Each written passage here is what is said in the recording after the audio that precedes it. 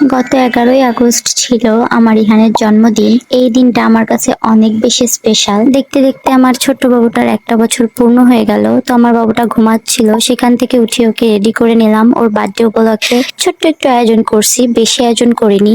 আমার ঘরে এখনো রঙের কাজ আর টাইলসের কাজ বাদ আছে, এই জন্য মন মতো কিছু ডেকোরেট করতে পারিনি। যেহেতু বার্থডেতে আমার হাজবেন্ডের বন্ধু বান্ধব থাকবে এবং আমার ফ্যামিলির কিছু লোকজন থাকবে, সেহেতু আমি 2টা কেক আনিয়েছিলাম।